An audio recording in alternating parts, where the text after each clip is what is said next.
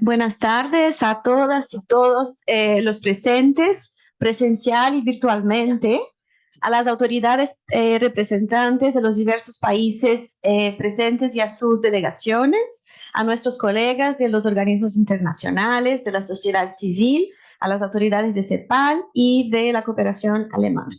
En este momento demos inicio al evento paralelo El futuro de la protección social en América Latina.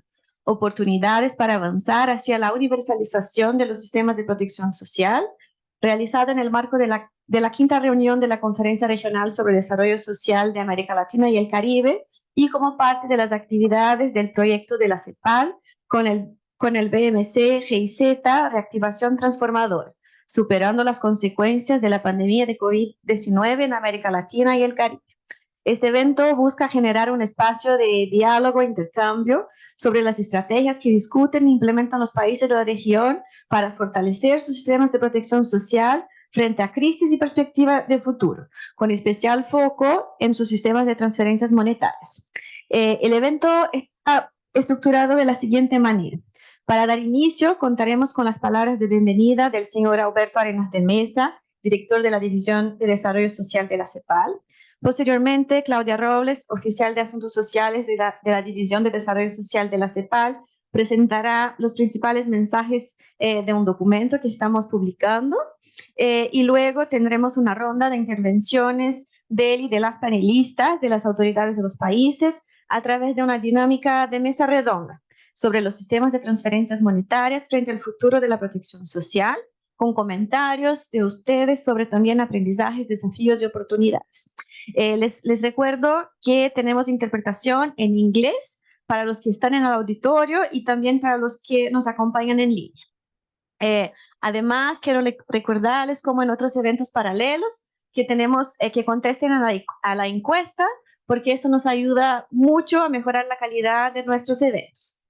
Sin más, primero quisiera dar la palabra al señor Alberto Arenas de Mesa, director de la División de Desarrollo Social de la CEPAL. Sí. ¿Y eso está abierto? Está abierto. Ya, estupendo. ¿Se escucha bien, no? Sí. Ya, estupendo. Bueno, bienvenidas y bienvenidos a este evento paralelo, como decía Raquel, el futuro de la protección social en América Latina y las oportunidades para avanzar hacia la universalización de los sistemas de protección social. Un saludo especial a las autoridades que nos acompañan hoy, ministra Yornelly León, ministra de Desarrollo Humano e Inclusión Social de Costa Rica, secretario José Carlos Cardona, secretario de Estado en el despacho de la Secretaría de Desarrollo Social, Sedesol de Honduras, la secretaria Laís Abramo, secretaria nacional de Cuidados y Familia del MS de Brasil, a la subsecretaria Francisca Gallegos, subsecretaria de Servicios Sociales del Ministerio de Desarrollo Social y Familia de Chile, y a Camila Arza, investigadora senior del Centro Interdisciplinario para el Estudio de Políticas Públicas de Argentina. Y bueno, y como estoy de cumpleaños, me puedo salir como ya todos supieron, digamos, porque Luis Yañez, el secretario, tuvo la amabilidad de decirlo, me puedo salir un poquito del libreto y quiero felicitar efectivamente Claudia Robles, integrante de la División de Desarrollo Social, junto a Raúl Holz, que está escondido ahí atrás, que tuvo cumpleaños ayer, si lo quieren saludar. Han estado desarrollando hace algún tiempo un documento que hoy día Claudia, digamos, va a sintetizar, digamos, que es bastante largo, duraría todo el evento paralelo para explicarlo, digamos, pero lo va a sintetizar sobre el futuro de la protección social, que es un tema que justamente, digamos, está en el corazón, al menos, digamos, yo creo, de todos los ministerios de desarrollo social de la región, pero también en el corazón de la División de Desarrollo Social de la CEPAL. Nosotros nos colocamos dos paraguas, digamos, en nuestra división. Nosotros vemos temas de protección social y vemos temas de desigualdad. Y aprender y estudiar sobre el futuro de la protección social para nosotros es mucho más que un análisis prospectivo. Es básicamente estar anticipándonos claramente, digamos, a cómo, de una u otra manera, podemos hacer investigación y ayudar a los ministerios en todas las dimensiones que podamos, a los ministerios de desarrollo social para hacerse cargo de la misión que tienen de enfrentar la pobreza, la desigualdad y otras materias. Me salí de las palabras, pero yo creo que sinteticé bastante bien, digamos, lo que estamos haciendo. Y este marco, en el marco de la conferencia regional, que ya terminó, porque esto, las palabras no, este seminario está bajando. Pero estamos todavía en el marco de la conferencia, porque los eventos paralelos están en el marco de la conferencia. Hemos sido muy apoyados por la cooperación alemana, que se está escondiendo allí, Manfred Heby, y básicamente, digamos, que es su jefe, digamos, y Fabián Klein. Bueno, muy bien. Todavía mi pronunciación alemán no es muy buena. Muchas gracias por el apoyo. Nosotros ha sido posible realizar al menos 3 eventos paralelos. Los 3 han estado organizados por Claudia y el equipo de la división. 3 eventos paralelos que han estado con el apoyo de la cooperación alemana. Y básicamente este es el último, digamos, en el cierre. Así que muchas gracias por ese apoyo. Bueno, uno de los temas importantes que hoy día vamos a conversar, digamos, en el futuro de la protección social está relacionado con una estructura de riesgo que se llama renovada. Algunos riesgos son antiguos, algunos riesgos son nuevos, pero hay una estructura de riesgo, yo la llamaría en transformación, que está evolucionando.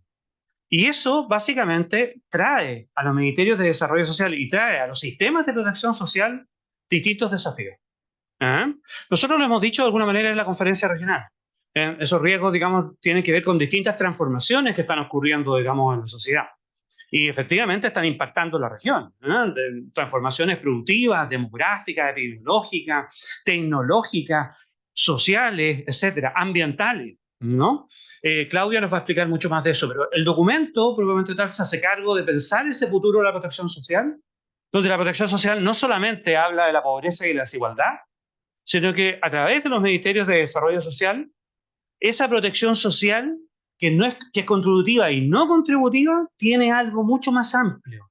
Y es por eso, básicamente, que entendida de esa manera la protección social, también podemos hacer acuerdos más amplios fuera de los ministerios de desarrollo social, para que justamente el mundo de la protección social logre acuerdos transversales para avanzar, digamos, a ese desarrollo social inclusivo que erradique la pobreza como ODS 1, ¿no? En el 2030, que es una tarea que efectivamente la vemos lejana. Y hay que decirlo con claridad, ¿no? La vemos lejana. Pero básicamente, si es que no se toman acciones en el día de hoy que enfrenten esa pobreza y esa pobreza extrema, claramente, digamos, va a ser aún más lejano parados, digamos, en 2030, de aquí a 7 años y medio, 7 años y medio más. Bueno, me salió evidentemente fuera de todo el libreto que me hicieron, pero espero que está muy consistente, digamos, con lo que ustedes van a hoy día a conversar. Y cierro diciéndoles una cosa, digamos, que conversamos en la conferencia.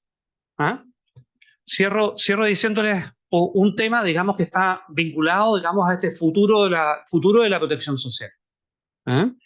Porque si hace 30 años atrás, un poquito menos de 30, porque el 2025 van a ser 30, los presidentes de ese entonces se juntaban en la cumbre de Copenhague, ¿cierto? Yo les quería decir lo siguiente, en la cumbre de Copenhague, en Naciones Unidas, es la primera vez que se habla de protección social en un documento de Naciones Unidas. O sea, la gran tarea del futuro de la protección social 2025 mediante y otros, ¿cierto? Es que hoy día a esa protección social nosotros le ponemos adjetivos. Decimos que sea universal, que sea integral, que sea sostenible, que sea resiliente, ¿cierto? Y a ese desarrollo social, nosotros hoy día le llamamos desarrollo social inclusivo. Pero no es solamente el colocarle un adjetivo. Tiene que ver con la caracterización de la protección social, de qué se hace cargo la protección social pensando hacia el futuro. Cuando uno le coloca inclusivo, por cierto, hoy día la INS nos decía en la conferencia, claro, que coloca en el centro a las personas, algo que los ministerios de desarrollo social no hay que hablarles, ¿cierto? Si el tema de fondo está fuera de los ministerios de desarrollo social para armar estos acuerdos y estos pactos sociales que nos permitan, digamos, avanzar, digamos, con las grandes tareas de pobreza y desigualdad. Yo les decía, digamos, que el 3,6% de toda la torta de lo que gastan todos nuestros gobiernos están en los ministerios de desarrollo social, que se hacen cargo de la pobreza y de la desigualdad. Estoy hablando del 3,6%. Entonces, hay un tema. En promedio, no, en promedio. Hay algunos que tienen... No, hay otros que tienen medio 0,2 y hay otros que tienen 7, algo. O sea, nadie llega a 2 dígitos, para que estemos claros. Nadie. Ni los más grandes en la región. Ahora, cierro con esto porque me tengo que ir a otro evento paralelo. Porque efectivamente esta dimensión, bueno, no es la única. Esta no es la única, pero es sustantiva para que básicamente los ministerios de desarrollo social puedan enfrentar los retos del futuro que Claudia nos va a hoy día entregar. ¿Ah? Y en ese sentido yo creo que nuestra plataforma regional la debemos, digamos, debemos de una u otra manera aprovechar esta plataforma regional que está, a mi juicio, consolidada en la región para que tengamos acuerdos transversales, como por ejemplo cuando la ministra de Costa Rica nos dice, mire, bueno, entonces pongámonos de acuerdo de un sistema nacional de información integrado en la región. Bueno, ese tipo de cosas son básicamente estar mirando al futuro. Porque al final del día es mirar, digamos, cuáles van a ser las demandas que van a tener los sistemas de protección social en el futuro para que desde hoy día nosotros empecemos a invertir en protección social, a gastar y a invertir en protección social. Muchísimas gracias. Yo les doy las excusas que tengo que ir a abrir otro evento paralelo en este momento. Somos bien creativos en la división, digamos, somos eventos paralelos al mismo tiempo, pero les doy las gracias a todos ustedes y un fructífero, digamos, debate en este evento del futuro de la protección social. Muchas gracias.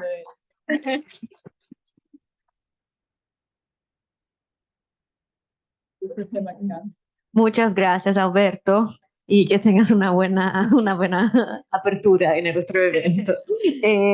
Bueno, ahora doy la palabra a mi colega Claudia Robles, que presentará el documento de la CEPAL sobre el futuro de la protección social ante la crisis prolongada en América Latina.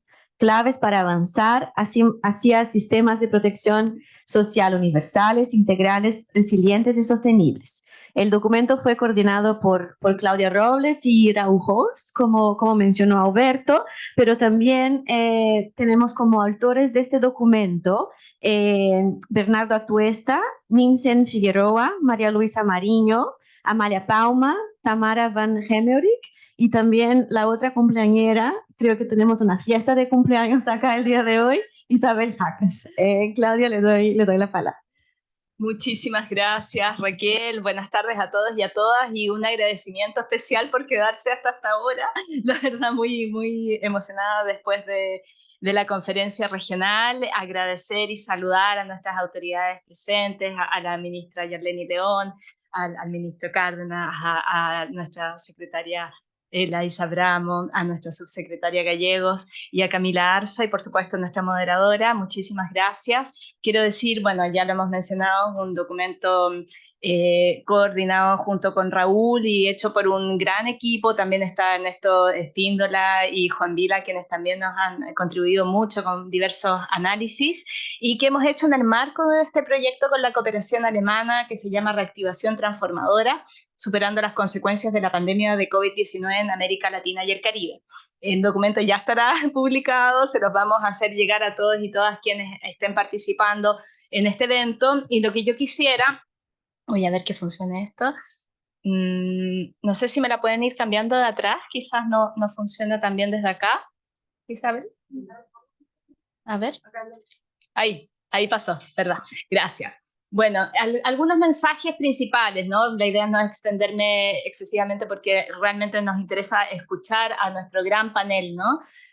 Respecto de las reflexiones que tienen sobre este tema. Pero es importante considerar, y nos parece clave traer a colación, de que nuestra región está enfrentando una estructura de riesgos en proceso de reconfiguración, de ampliación, donde estos riesgos están interactuando entre sí y eso genera nuevas exigencias y demandas para nuestros sistemas de protección social de cara a su presente y de su futuro. Y esto además se da en el contexto de una crisis en cascada, como lo hemos venido diciendo a lo largo de la conferencia. Además, lo que nosotros hemos visto a raíz de los aprendizajes de la pandemia es la debilidad histórica del estado de bienestar en nuestra región y de sus sistemas de protección social, que son su pilar base. Y se enfrenta, por tanto, un triple reto en este momento, y los ministerios están enfrentando este triple reto. Cerrar estas brechas históricas, en primer lugar, hacer frente a los impactos devastadores de la pandemia, que no son solo en ingresos, son también a nivel de la crisis en educación, en salud, además física y mental, en las distintas dimensiones, y además avanzar hacia transformaciones estructurales que permitan superar las condiciones a la base de la vulnerabilidad que hace que estos riesgos nos impacten con una fuerza realmente de una magnitud bien insospechada. Es clave frente a esto discutir y pensar, y acá hay algunos ejes estratégicos propuestos que no buscan venir a cerrar la discusión, sino abrirla y pensar en esta doble lógica de emergencias y también frente a transformaciones de mediano plazo.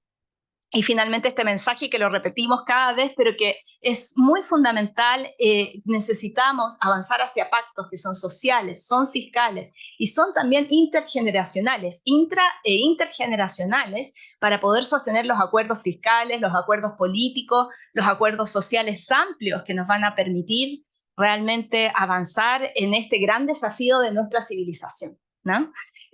Bueno, algunos datos muy rápido. Acá las evidencias de la pobreza.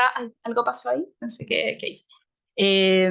Pero decir que ya hay aquí algunas láminas que no son solo del documento, que esto viene de nuestro panorama social.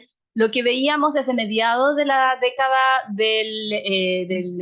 pasada, digamos, es que la pobreza mostraba una tendencia creciente y la desigualdad se mantenía estable en niveles todavía elevados. Y que las medidas de protección social, si ustedes ven las cifras ahí en rojito, muestran, mitigaron, pero no lograron contener enteramente los impactos devastadores de la pandemia. Y eso se tradujo en millones de personas más en situación de pobreza y pobreza extrema, que es claramente algo inaceptable. No logro pasar, así que si me puedes ayudar, Isabel, de atrás, te agradezco. Mejor vamos así. Y además, como decíamos, y esto es una lámina ya presentada en la conferencia, pero que es bien notable, porque nos pone en esta óptica de una crisis de muy largo plazo. Si miramos solamente esta óptica del crecimiento del PIB entre el año 2014 y 2023, vemos que en promedio llega al 0,8%, mucho más bajo que en la llamada década perdida de los años 80. Y las repercusiones que esa década perdida tuvo en el bienestar de una generación completa son tremendas, están bien documentadas, los impactos en la infancia, los impactos en las mujeres y las niñas y las adolescentes. Y entonces eso es clave de prever en este momento. La siguiente, por favor. Si me pueden ayudar. Bueno, frente a esto lo que nosotros estamos planteando es que hay un conjunto de riesgos estructurales y coyunturales a lo largo del ciclo de vida que ya venían, donde estaban, por supuesto, todos los vinculados a pobreza, vulnerabilidad, desigualdad, informalidad, brechas en el desarrollo de capacidades humanas. Y también agregamos este tema de la organización social de los cuidados, que es muy potente y que de hecho lo estuvimos revisando ayer en el evento paralelo sobre políticas de cuidados. Y a esto lo que estamos viendo es que se suman este conjunto de lo que estamos llamando riesgos que no necesariamente son nuevos y que de hecho ya habíamos identificado como nudos críticos del desarrollo social inclusivo en un documento de la CEPAL para esta misma conferencia, en el año 2019. Tenemos cuestiones que vienen de largo plazo y que sabemos, pero que ahora nos están explotando. Por ejemplo, la transición demográfica en el caso de países que han agotado su bono demográfico, la migración, los cambios tecnológicos que implican desafíos para los sistemas de protección social. Ayer hablábamos en el panel toda la situación de exclusión digital. Los algoritmos tienen muchas ventajas, pero también tienen muchos desafíos que pueden llegar a conformarse en riesgos para los sistemas de protección social. Los cambios en el mundo del trabajo. Se acaban de publicar una serie de trabajos en la división donde estamos mirando los impactos, donde se ha mirado los impactos de la automatización. Por ejemplo, el que se publicó Ernesto Espíndola con José Suárez, y donde vemos que la tasa de pobreza o se implantea podría llegar a aumentar a 11,5% producto de los cambios tecnológicos en el mundo del trabajo.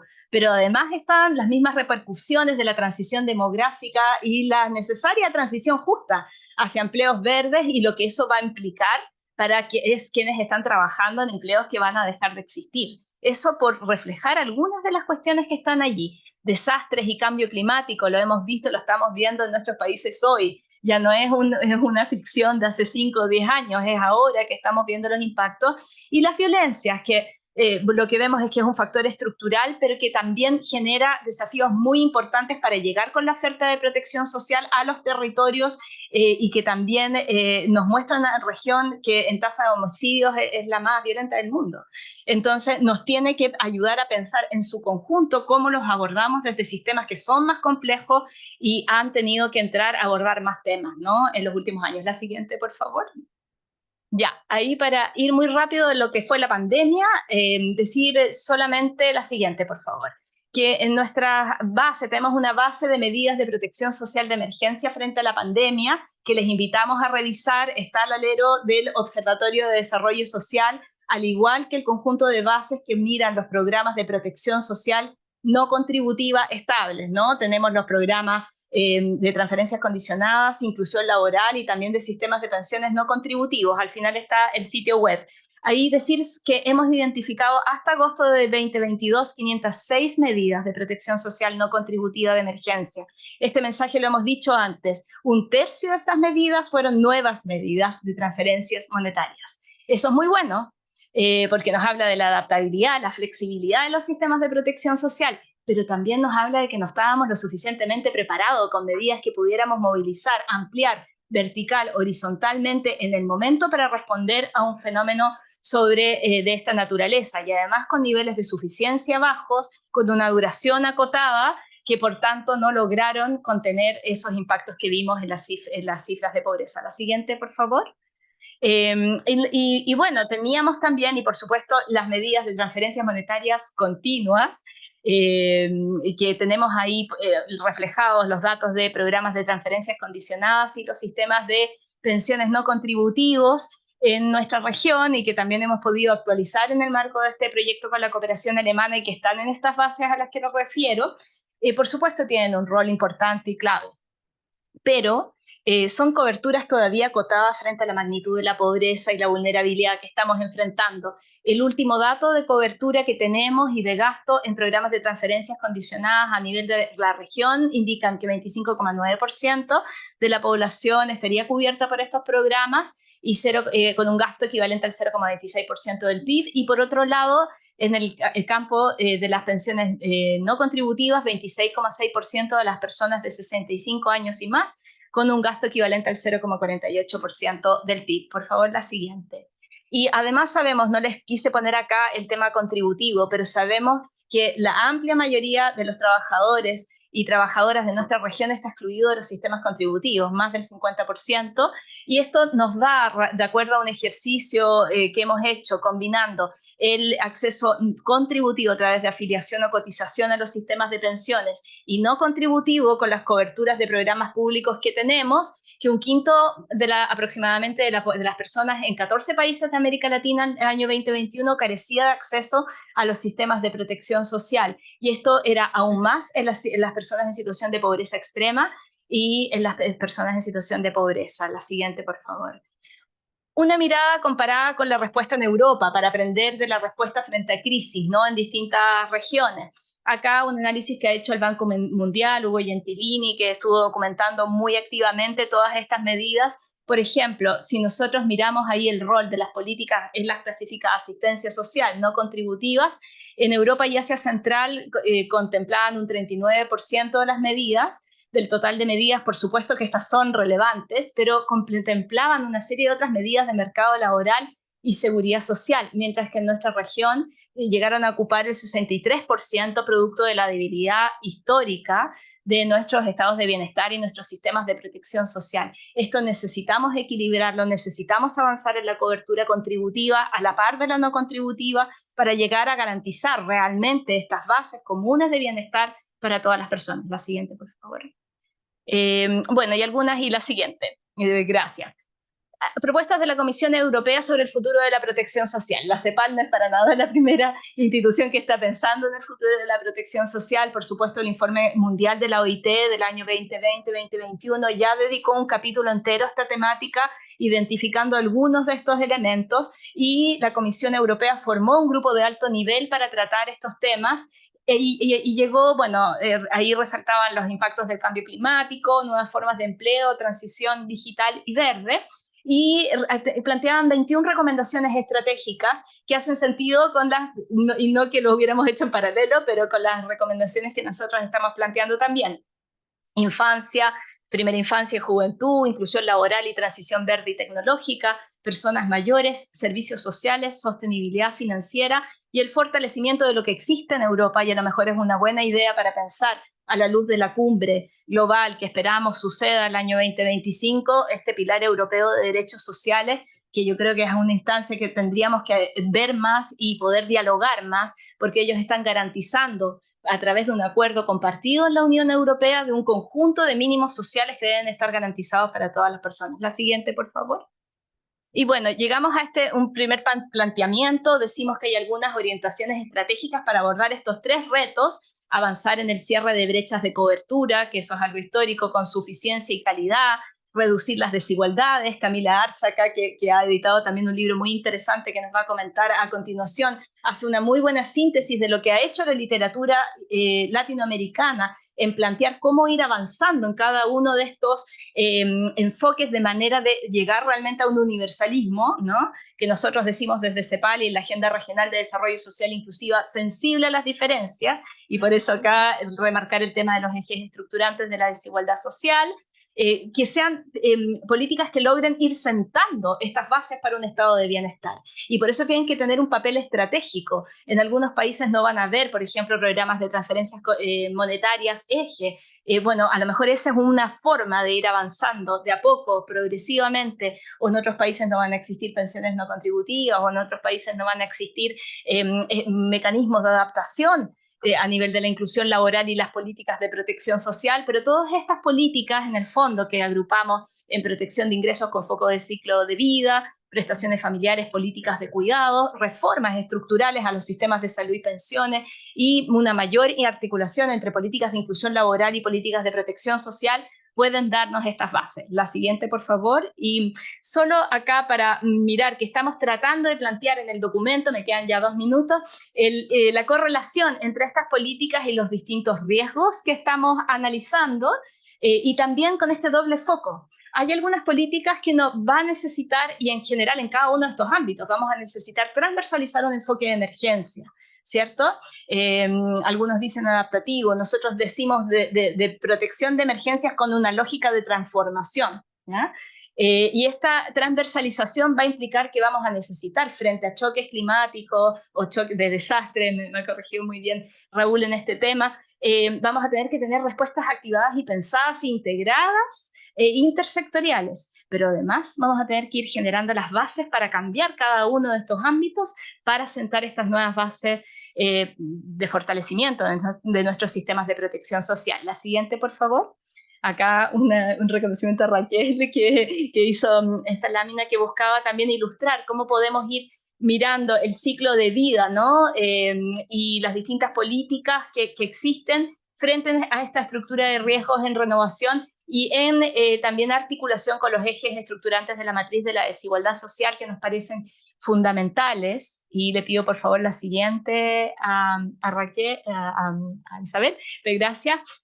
Acá solo un ejemplo. Si nosotros aplicáramos este foco, por ejemplo, en los temas de las articulaciones en el vínculo entre la protección social y la inclusión laboral, lo que tenemos es que tenemos que pensarlo en un continuo de ciclo de vida, donde hay una serie de inversiones que ha requerido hacer desde la infancia y la primera infancia, con trayectorias laborales protegidas y con una serie de políticas que se nos suman en su complejidad, a lo mejor a lo que hoy tenemos, pero que posiblemente ya tenemos y podemos fortalecer al interior de los ministerios de desarrollo social y otros ministerios al interior del Estado.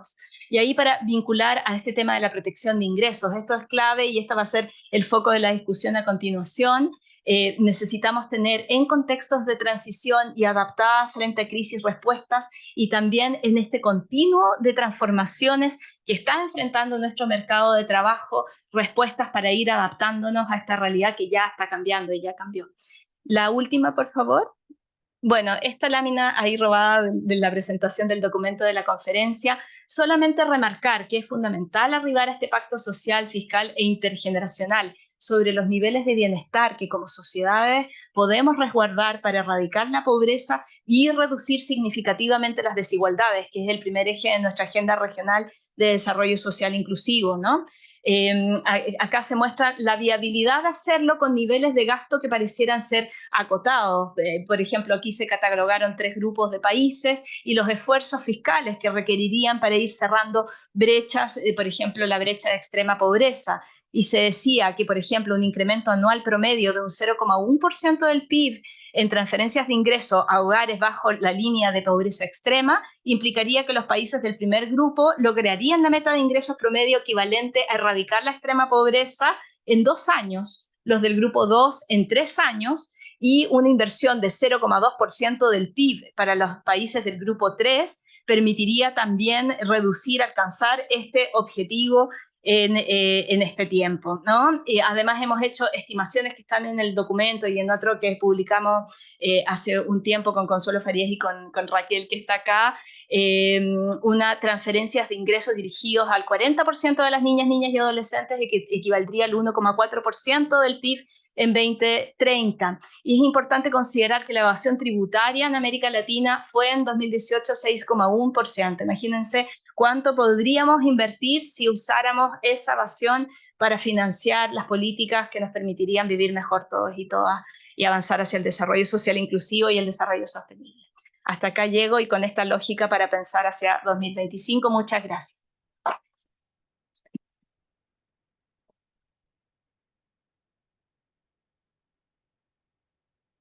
Muchas gracias, Claudia. Perdón que te apure un poco. Creo que es muy importante lo que mencionaste sobre cómo los sistemas de protección social y especialmente las transferencias monetarias han sido importantes, pero no suficientes para mitigar la crisis, las distintas crisis gatilladas por la pandemia. El triple desafío de cerrar las brechas estructurales, abordar los impactos de la pandemia, pero también enfrentar esta matriz de riesgos en renovación. Y claro, también por la propuesta de una agenda de políticas prioritarias. Ahora comencemos con la mesa redonda con las autoridades de este evento paralelo. Tenemos acá Honduras, Costa Rica, Chile y Brasil, que van a presentar un poco de los desafíos y propuestas y diseños que tienen. Para comenzar esta ronda, quisiera ahora dar la palabra al secretario de Estado en el despacho de la Secretaría de Desarrollo Social, Sedesol de Honduras, José Carlos Cardona. Secretario, usted tiene 10 minutos. Muchas gracias. Hablar de los retos de la protección social, o no sé si me está pidiendo el micrófono ahí atrás. Ay, perdón, yo tengo que llevársela. Aquí. Perdón.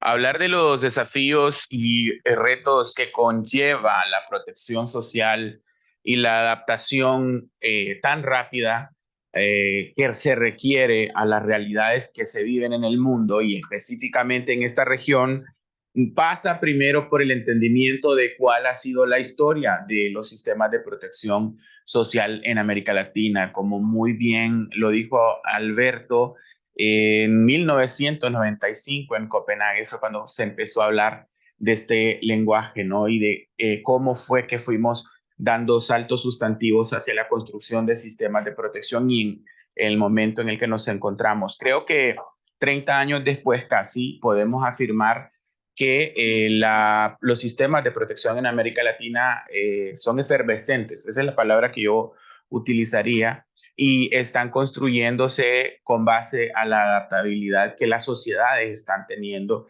en este cambio de paradigma con el cambio climático y las movilidades sociodemográficas internas que estamos teniendo. Yo quisiera puntualizar mi participación en 3 elementos de la protección social que creo que debemos poner en perspectiva y que son los que deberíamos analizar de cara al futuro. Primero es el sistema o la metodología de las transferencias monetarias condicionadas. Me parece que uno de los mecanismos que hemos adoptado en los sistemas de protección latinoamericanos, la transferencia monetaria condicionada como tal, tiene muchos pros, pero también ha demostrado tener algunos contras. Primero es que la condicionalidad de la transferencia, si bien es cierto, cumplía criterios eminentemente de escalamiento y de lograr que las poblaciones evolucionaran de un estadio a otro en temas tan cercanos como la desnutrición, la asistencia a la escuela, la vacunación, también se han prestado a la instrumentalización política y a la construcción de clientelismos que han afectado la evolución democrática de muchos países. El mío, por ejemplo. Por así decirlo, Honduras fue el primer país centroamericano, del Istmo Centroamericano, en iniciar un programa de transferencias monetarias condicionadas con el Banco Interamericano de Desarrollo. Eso fue en 2005. 6 y eso obviamente nos debería permitir ser el país que más aprendió de las TMC, pero no es así. Y de hecho somos una evidencia de que no funcionan por sí solas las transferencias monetarias condicionadas. Tú mencionabas algo y es el tema, Claudia, de la adaptabilidad de las transferencias. Creo que si bien es cierto, eso es una ventaja en situaciones de crisis como un terremoto, una inundación, una pandemia, esa adaptabilidad también se presta a este juego de la política y de cómo se instrumentaliza las mismas. Además, en economías altamente monetizadas como las nuestras, en donde la población necesita para hacer transacciones y obtención de bienes y servicios, creo que depender de una transferencia monetaria para adquirir bienes de consumo y para mejorar o lograr estadios de bienestar es muy complejo porque nuestras poblaciones están altamente alienadas para consumir y muchas veces el destino de esas transferencias monetarias es más que todo para bienes que no tienen ningún tipo de efecto o impacto en sus calidades de vida. Entonces yo creo que una de las cosas que deberíamos pensar es dar un escalamiento hacia otro mecanismo mixto de transferir no necesariamente monetarias, de manera monetaria a las poblaciones, sino otro tipo de bienes que les permita generar. Nosotros en la Red Solidaria que estamos implementando en este gobierno, la presidenta Xiomara Castro, hablamos de el enfoque de activos, un enfoque conocido que se implementó por primera vez en Bolsa Familia de Brasil y que conlleva en apuntalar a las poblaciones con otro tipo de acciones directas sobre las comunidades y que no necesariamente giran en torno a la transferencia monetaria condicionada. Por ejemplo, las 2007 aldeas que estamos interviniendo reciben no solo la transferencia monetaria por seguridad alimentaria, por educación y por salud, son 3 transferencias monetarias que estamos dando, sino que también reciben paquetes de educación para mejorar las infraestructuras y los materiales didácticos en las escuelas. Estamos fortaleciendo los centros de salud en esas 2007 aldeas. Tiene 6 ejes la Red Solidaria y estamos también fortaleciendo infraestructuras, temas ambientales, desde reforestación hasta contención de fortalecimiento de cuencas de agua. Y también estamos mejorando la parte productiva para ver de qué manera estas comunidades se vuelven a insertar, porque estas poblaciones tienen 83% para arriba de población en extrema pobreza en esas 2007 aldeas. Entonces, estamos hablando de 2.5 millones de personas, de las cuales 1 millón están sufriendo hambre todos los días.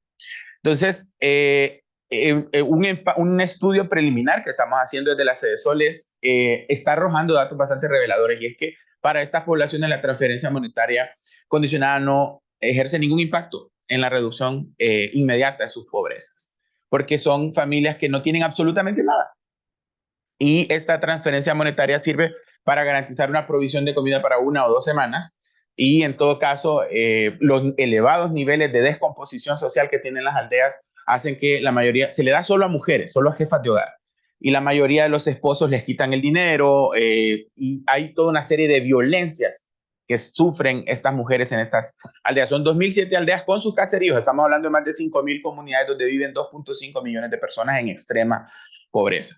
Entonces creo que sí debemos, para el futuro de la institucionalidad social y la protección social y sus sistemas, analizar muy bien cómo estas transferencias monetarias y esta modalidad que ha sido ampliamente explotada en América Latina se cambia hacia un método más mixto o interconectado con otro tipo de estrategias. Eso para empezar. No sé cuánto tiempo me queda, pero voy a pasar al segundo elemento del que quería participar.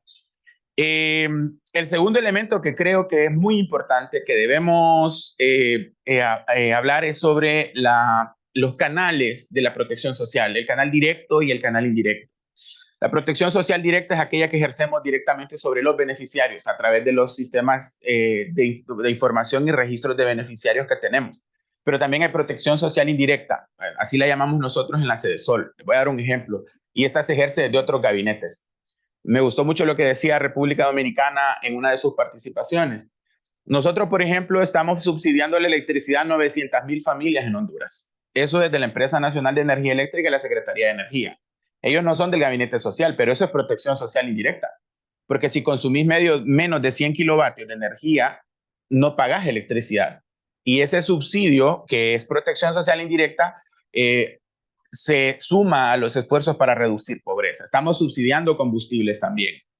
Y desde la Secretaría de Agricultura, que también es de otro gabinete social, se está dando 250,000 bonos tecnológicos productivos para agricultura básica, que es maíz y frijol, y estamos dando 150,000 bonos para café y 100,000 bonos para ganadería de pequeños productores. Estamos hablando de productores que tienen menos de 5 cabezas de ganado. Entonces, esto es también protección social indirecta en muchos sentidos porque se interconecta con las acciones de seguridad alimentaria. Entonces, me parece que la protección social con un enfoque ortodoxo y tradicional, que es la que manejan los bancos, Banco Mundial y Banco Interamericano de Desarrollo, se ha enfocado solo en decir transferencia monetaria y transferencia monetaria. Pero la protección social indirecta tiene un impacto que deberíamos integrarlo a nuestros sistemas de protección social más allá del abordaje de poblaciones directamente desde los ministerios y los programas sociales que ya tenemos. Y para finalizar, el tercer elemento que me gustaría que lo pongamos en perspectiva respecto del futuro de la institucionalidad social y los desafíos de la protección social como tal es el cambio climático. Yo he estado insistiendo en toda esta jornada sobre ese tema porque, nosotros desde 1995 hemos estado perdiendo, según un estudio que hizo el Banco Mundial, hemos estado perdiendo 250 millones de dólares por año por desastres naturales, desde 1995 hasta acá. En cambio, el Estado solo ha invertido un promedio de 100 millones de dólares por año para mitigar el efecto de estos desastres. ¿Qué significa? Hay un gigantesco déficit entre el daño que provocan estos desastres naturales y, obvio, no estoy hablando solo de las lluvias y los huracanes que son tradicionales en el Caribe. Estoy hablando de la sequía, la pérdida de las cuencas, los municipios que se están quedando sin agua por gravedad. Estoy hablando también del tema de la adaptabilidad y la resiliencia climática, de cómo la ganadería está cambiando y la agricultura también. Hay zonas que están en proceso de desertificación. Entonces, la protección social, si se sigue enfocando en un enfoque primario, básico y directo, y no toma en cuenta estas particularidades y estos cambios que se están dando en el clima, no va a poder llenar esos déficits que se están dando. Les voy a dar un ejemplo y es en los huracanes Eta y Iota en Honduras. En Honduras cada 20 años llega un huracán que destruye todo. Fue el huracán Micha en 1998, Eta y Iota en el 2020. Entonces llega Eta y Iota, se destruyeron los sistemas de bordos del Valle de Sula, que es nuestro valle industrial y uno de los valles más agrícolas que hay en el país. Desde Eta y Iota hasta este día, ayer se volvió a inundar el Valle de Sula. Y ahí vivían 1.8 millones de personas cuando Eta y Iota. Hoy solo vive 1.400.000. 400.000 personas se han ido en 3 años de ese valle. Y eso tiene un impacto significativo en el aumento de la pobreza y la vulnerabilidad. Entonces, si nuestros sistemas de protección social no toman en cuenta el cambio climático y las necesidades, más allá de lo mitigable, las necesidades que hay que cubrir para adaptar a nuestras poblaciones a que se enfrenten al mismo, difícilmente vamos a poder reducir brechas de desigualdad, pobreza y sobre todo de vulnerabilidad social. Quería dejarlo ahí, no sé si cubrí los 10 minutos. Gracias.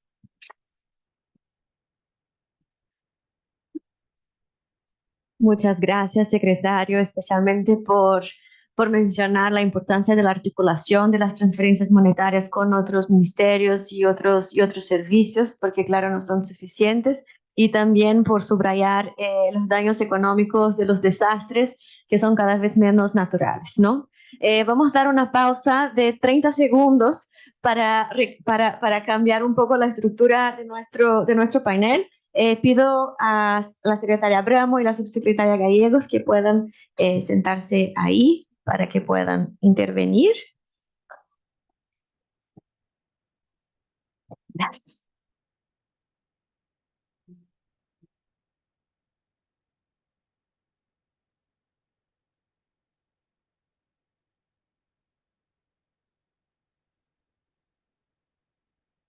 Sí, muchas gracias. Bueno, ahora pasamos la palabra a la ministra de Desarrollo Humano e Inclusión Social de Costa Rica, la señora Shirley León. Por favor, usted tiene la palabra. Muchas gracias, Raquel. Muy buenas tardes a todas y a todos. Realmente es halagador ver personas a estas horas todavía en estos espacios. Anoche que hacía los apuntes para esta intervención, de repente me decía, caramba, cómo hemos hecho cosas en estos 18 meses en la administración. Y lo cierto es que me sentía muy contenta. Pero hoy, después de ver los resultados de la investigación que ha planteado Claudia y después de la reflexión de estos 3 días, lo cierto es que ahora digo, caramba, ¿cómo nos falta todavía por hacer, verdad? Nos falta muchísimo por hacer. Y en este intento de lograr equilibrar el sector social en el país y de lograr entonces propiciar mejores condiciones para las personas, particularmente las que están en condición de pobreza social, hemos hecho una serie de esfuerzos en el Ministerio de Desarrollo Humano que quisiera compartirlas con ustedes. Una de ellas es que hemos desarrollado muchas herramientas tecnológicas. Y aun cuando hay una apatía en algunos momentos por los desarrollos tecnológicos, lo cierto es que les puedo decir que para nosotros han sido fabulosos. Nos ha facilitado llegar a muchísimas personas, nos ha permitido identificar a muchísimas personas, hacer un ejercicio de búsqueda activa mucho más acelerado y a un menor costo de lo que se hubiese hecho de manera presencial. Pero más que eso, nos ha permitido poder priorizar en 2 direcciones. Priorizar entonces nuestros presupuestos, nuestros recursos y demás para atender primero aquellos bloques de la población que están en pobreza extrema, en pobreza básica y en vulnerabilidad económica. Pero también dentro de estos bloques, gracias a esos recursos tecnológicos, hemos podido establecer una serie de variables que nos permiten también priorizar. Dentro de cada bloque, entonces, priorizamos poblaciones como adultos mayores, jefaturas femeninas que tienen niños menores en sus hogares, personas con discapacidad o poblaciones indígenas. Esto nos ha permitido, entonces, por lo menos en el último reporte que vi hace, no sé, 15 días, 22 días, esto nos está permitiendo que el 73% de la inversión social en Costa Rica para transferencias monetarias esté direccionado a la población en pobreza extrema. Y eso nos permite entonces poder decir que al menos estamos garantizándole a esas personas atender el sustento básico que requieren. Y ya eso me parece que es un resultado significativo. Cuando llegamos a la administración había una gran dispersión de poblaciones que se atendían y bajo un principio de primero en tiempo, primero en derecho. Rompimos ese principio y ahora lo que establecemos son priorizaciones por bloques de clasificación socioeconómica y dentro de ellos priorizaciones por tipo de población. Esto número uno. Lo otro que hemos hecho es una adecuación rápida de los marcos normativos en el sector social. Todo aquello que hemos podido revisar y actualizar lo hemos hecho, no solamente para poder hacer procesos mucho más ágiles, sino también para hacer procesos que se adapten a los nuevos tiempos. Y esos nuevos tiempos es de mucha rapidez y además con mucha tecnología. Entonces hemos hecho un análisis en las diferentes instancias del sector social para actualizar esos marcos normativos que entonces nos permiten movernos con mayor facilidad. Y además de la normativa, también hemos hecho una actualización de los modelos de intervención. Estamos a punto de sacar un modelo global de intervención del sector social, porque cada una de las diferentes instituciones tenía o tiene hoy su propio modelo de intervención. Lo que hemos hecho es entonces hablarnos, ponernos de acuerdo y establecer un único marco de modelo de intervención que en los próximos días lo vamos a estar presentando. Yo tengo toda la esperanza puesta de que ese modelo de intervención nos va a permitir entonces poder consolidar ese desafío que siempre año a año planteamos en los diferentes eventos, y es cómo hacer articulación interinstitucional. Un modelo con estas características de intervención yo creo que puede ayudarnos a lograrlo. También hemos acelerado el paso, y yo debo decir que aquí he sido intensa, muy intensa, en acelerar el paso, el ritmo de incorporación de las instituciones del sector social en el SINERU. El SINERU es el Sistema Nacional de beneficiarios que nosotros manejamos. Si bien cuando llegamos a la administración ya esa herramienta existía, lo cierto es que era muy débil en cuanto a la cantidad de instituciones que estaban incorporadas y al uso que se le daba a esa herramienta. Entonces el esfuerzo intenso de incorporar más instituciones, hoy prácticamente el 100% del sector social ya está ahí, ¿verdad? Pero además hemos sido muy intensos en pedir 3 acciones puntuales en este momento. Una es alimentar esa base de datos. Todas las instituciones del sector social están obligadas a alimentar esa base de datos. Eso significa que cada vez que genero un beneficio, debo de reportar ese beneficio en esa base de datos. Lo otro que están obligadas es, y lo digo entre comillas, están obligadas es hacer búsqueda activa de poblaciones en esa base de datos, ¿verdad? No se vale decir que no tengo el 100% de los cupos en una red de cuidado cubiertas cuando no he hecho esos ejercicios de búsqueda de población en esas grandes bases de datos, en esa gran base de datos que nosotros tenemos. Y lo otro que hemos establecido como un criterio absolutamente innegociable es que las instituciones del sector social tienen que utilizar la clasificación que el sistema genera como primer elemento de entrada para el otorgamiento de un beneficio, de un subsidio o una transferencia a algunas personas. Tenemos casos particulares donde no coinciden los datos que tenemos en esa base de datos con la realidad del hogar. Y ante esas situaciones hay un protocolo claramente establecido para todos los funcionarios que es ir a hacer verificación en el campo. Y con esa verificación en el campo, a través de una resolución administrativa, es posible entonces derribar la clasificación que tiene el sistema y establecer la clasificación del sector social. También hemos venido haciendo un esfuerzo, y aquí debo decir que la cooperación internacional ha sido absolutamente valiosa en este esfuerzo, y es en reorientar estratégicamente toda la propuesta que incorpora el sector social.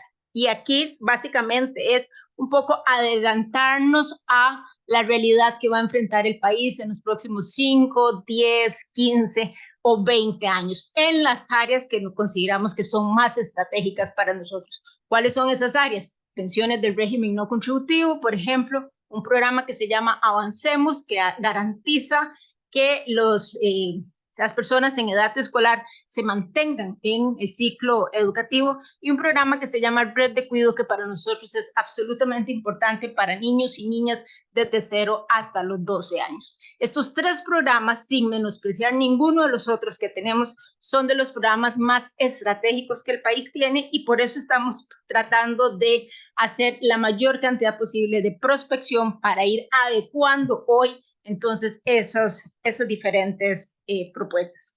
También hemos venido identificando poblaciones y territorios que se están viendo ya afectados por cambio climático, que es una variable que no teníamos en el radar hasta hace un par de años, que tampoco tenemos claro cómo es que se hace transición justa en países como los nuestros, pero que efectivamente tienen un efecto importante. Entonces, aquí hemos venido haciendo un trabajo de identificar no solamente los territorios, sino también las implicaciones que tiene ese cambio climático para las personas que viven en esos territorios, intentando encontrar respuestas lo más pronto posible para poder hacer esos procesos de transición justa que se requieren. Hay otro aspecto, un sexto aspecto que me parece importante comentarles que estamos haciendo, y es sobre la pertinencia de los programas, ¿verdad? No solamente a nivel del Instituto Mixto de Ayuda Social, que es la institución más grande del sector social, sino de todo el sector social. Tenemos decenas de programas en atención social que no necesariamente todos mueven la aguja en el bienestar de una persona, ¿verdad? Tal y como lo decía hace un rato el secretario Cardona. Ese análisis de pertinencia también lo estamos haciendo por medio de cooperación internacional y estamos desarrollando entonces una serie de microsimulaciones que nos permitan ver efectivamente cuáles son realmente propuestas, programas que hoy tenemos que deberían de quedarse solos, que deberían de complementarse o que deberían desaparecer. La idea es al final quedarnos con un par de programas que realmente tengan un impacto significativo en la vida diaria de estas personas.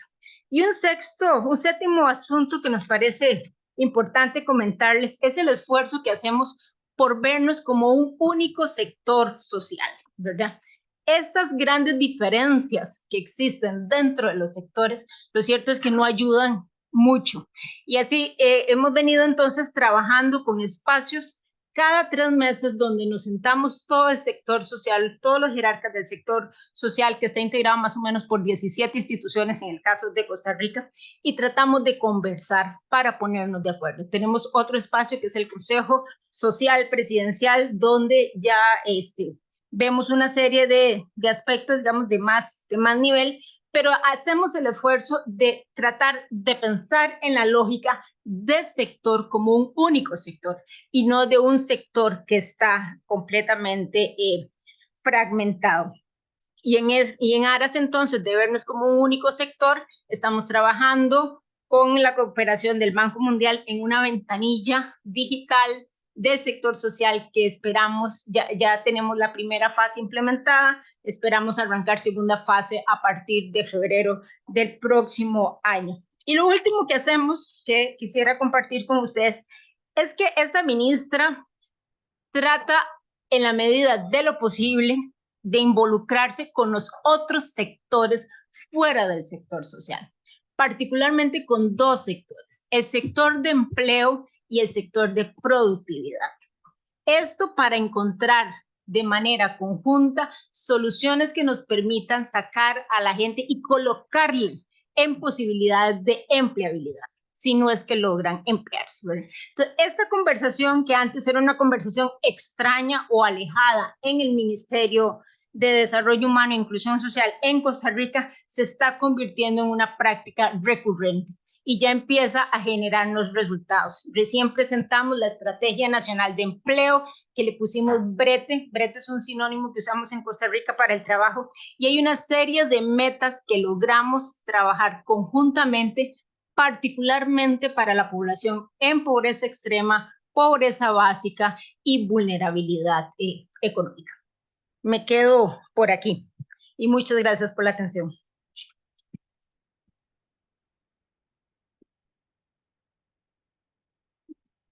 Muchas gracias, ministra León, por las pertinentes palabras. Veo que en particular por destacar el enfoque de universalismo progresivo, ¿no? De priorizar a las personas y a los hogares en situación de extrema pobreza, y por destacar también los grupos prioritarios. También es bastante interesante lo que usted destacó sobre la organización de la institucionalidad, con la revisión de los marcos legales, la articulación con otros sectores sociales, pero también con la inclusión laboral y con desarrollo productivo de Costa Rica. Muchísimas gracias. Ahora quisiera invitar a la subsecretaria de Servicios Sociales del Ministerio de Desarrollo Social y Familia de Chile, subsecretaria Francisca Gallegos. Le paso la palabra tan pronto llegue el micrófono. Gracias. Muy buenas tardes ya a todos y todas. Muchas gracias por la invitación, muchas gracias a la edición, a Claudia y a todo el equipo. Quiero también agradecer que hoy nos acompañen funcionarios y funcionarias del Ministerio de Desarrollo Social, quienes tienen un rol fundamental y extremadamente relevante en lo que es la implementación y la puesta en práctica también de lo que son los aspectos propios de nuestro sistema de protección social, ¿no? Yo quiero ordenar la presentación en... Ya, vamos a tener este problema. Si me ayudan con una más. Ahí sí, súper. En 3 momentos. Primero, presentar una serie de antecedentes que aperturan los debates y los puntos de inflexión en los que hemos estado trabajando durante el último año.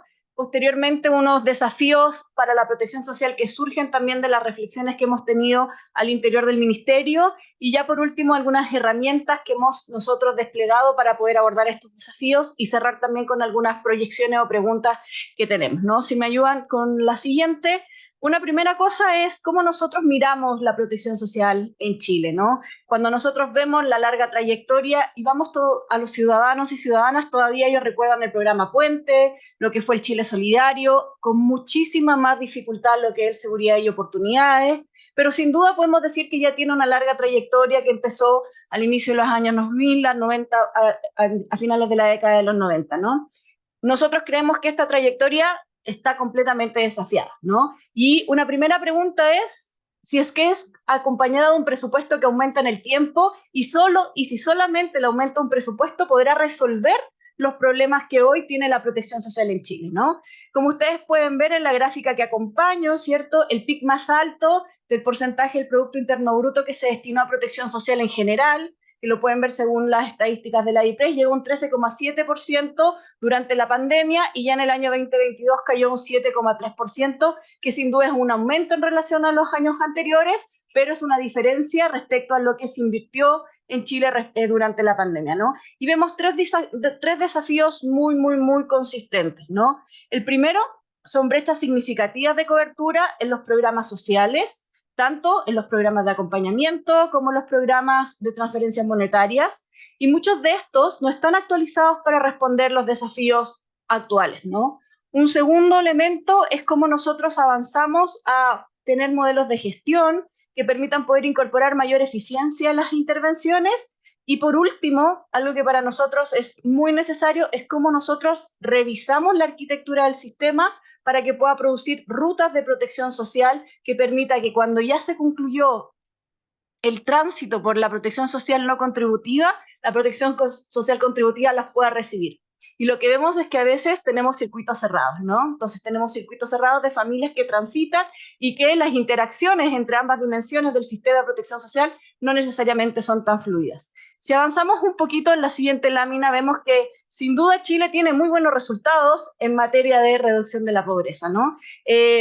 Según los datos de la última CACEN, nosotros vemos que se retomó la ya siempre un titular, ¿cierto?, exitosa trayectoria de Chile en materia de superación de la pobreza. Pero ¿qué nos dicen estos datos? Primero, que hay algunas brechas que persisten, ¿no? Las brechas de género en materia de pobreza, se agrega un componente que es bien relevante, la pobreza en Chile es muy distinta si es que naciste en Chile o fuera de Chile, y el componente migratorio que hoy tienen nuestros países, que es un fenómeno en la región, es muy distinto, pero además es muy distinta la situación de la pobreza respecto de qué región en la cual tú te encuentras viviendo, ¿no? Y adicionalmente, si avanzamos una más, cuando nosotros vemos la situación en materia de pobreza multidimensional, sin duda la cifra de pobreza multidimensional es mucho más alta que la pobreza en ingresos, ¿no? No es ninguna novedad los datos que les estoy comentando, ya fue bastante extendida la difusión de la CACEN, pero sí quisiera establecer dos elementos que nos destacan al respecto. La primera es, ¿vamos a poder tener en la siguiente medición los mismos resultados? Y ahí la pregunta, el trabajo que hizo el PNUD hace un par de meses, eran relevantes porque muchas de las aportaciones para lograr este éxito estaban asociadas a las transferencias en contexto de emergencia, ¿cierto? Sin duda va a haber un consejo de expertos que van a poder revisarlo, pero por otro lado, ¿cuáles son los esfuerzos que vamos a tener que desarrollar para que unas lluvias como las que tuvimos en agosto, o posteriormente anteriormente en junio, y anteriormente los incendios, los que pueden venir, etcétera, no signifiquen caídas en pobreza, ¿no? Y en este escenario, un primer ejercicio que estamos haciendo, si me ayudan un poquito más, es poder revisar cuál es la estrategia de intervención. Y ahí veo a la Anita, que es la lideresa del programa Familia Central, también inspirado y que tuvo su diseño similar en varios países de América Latina, ¿no? Nosotros creemos fielmente que solamente la inversión en bonos y transferencias no permite superar pobreza, ¿no? Porque sin duda requiere ser acompañada de programas de promoción, programas de desarrollo de capacidades, ¿no? Pero que si todo lo hacemos solamente al interior del Ministerio de Desarrollo Social, tampoco lo vamos a lograr. Y por tanto va a ser fundamental cómo esa intersectorialidad que siempre está en un horizonte deseable, en verdad es real, ¿cierto? Y lo que estamos hoy en vista es cómo revisamos nuestro subsistema de protección social no contributiva, y ahí están los programas, el programa Familias, Vínculos, Habitabilidad, que tienen problemas de brechas tienen problemas de fragmentación en la cobertura y las condicionalidades que hoy tienen las transferencias monetarias, y además tienen muy poquita cobertura, ¿no? Entonces, nosotros sosteniendo que la estrategia de intervención de esta triada nos parece virtuosa, sí creemos que debe ser actualizada ya hace una década de su creación. Un segundo elemento que para nosotros es sustantivo es cómo ordenamos las transferencias monetarias, ¿no? Había los subsidios y las transferencias directas. Cuando nosotros llegamos, identificamos el conjunto de ayudas económicas que existían, identificamos más de 4 deseos. O sea, había un montón. IFE, IFE chiquitito, IFE más grande, bono, bonito, bonón, por cualquier cosa, el nuevo bono, ¿no? Y la gente, las familias de Chile ya esperan el bono. O sea, hay una relación con el Estado que está a la base de este tipo de producción de protección social que se traduce en una expectativa de un bono que yo creo que además, con la amplitud de cobertura y de la cuantía de los bonos de emergencia durante la pandemia, no hemos sido capaces de poder responder, ¿no? Porque era tan grande y tan amplia la cobertura que los bonos de seguridad y oportunidades de control de niños sanos, de protección, y así puedo seguir, no van a responder jamás. Entonces, nos obligan a cambiar la forma de relacionarnos en términos de las transferencias monetarias en Chile. Y lo que hemos ido construyendo al interior del ministerio es poder pensarnos en pisos de seguridad económica, ¿no? Y con 2, en el fondo, ejes, ¿no? Primero, el curso de la vida, ¿ya? Poder entender cómo ordenamos ya las transferencias que reciben los niños y niñas.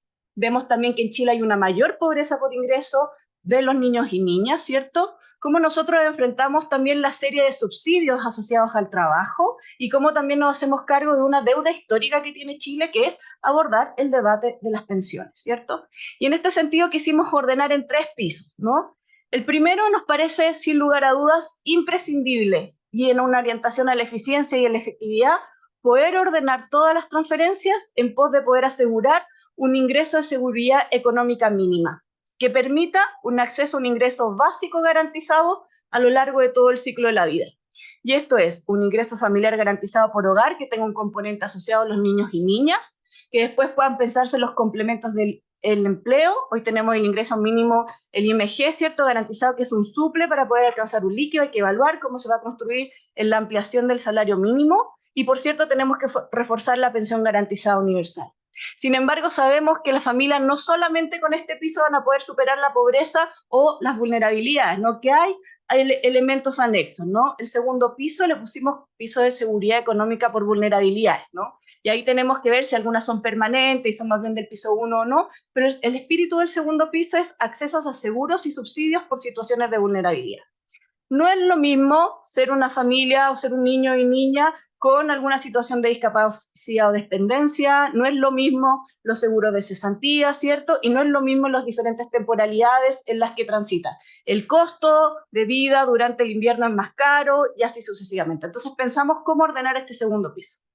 Y el tercer piso es el piso de seguridad económica por emergencia, ¿no? Y es de amplio espectro, ¿no? O sea, los incendios, las lluvias de junio y de agosto nos demostraron la urgencia y la necesidad de actuar de manera muy oportuna para llegar con respuesta a las familias, ¿no? Pero no necesariamente estamos llegando de manera ordenada. Y no necesariamente llegar solamente con la mera transferencia a cualquier territorio va a responder para que las personas puedan superar la situación de emergencia. Entonces, estamos tratando de ordenar un sistema de acceso a transferencias monetarias producto de emergencias del amplio espectro, terremotos, ya saben que en Chile hay muchos, incendios a través de un sistema de gobernanza distinto de las ayudas tempranas, aquellos que puedan ser derivados de la crisis climática y sobre todo aquellos que puedan venir con una futura crisis sanitaria, ¿no?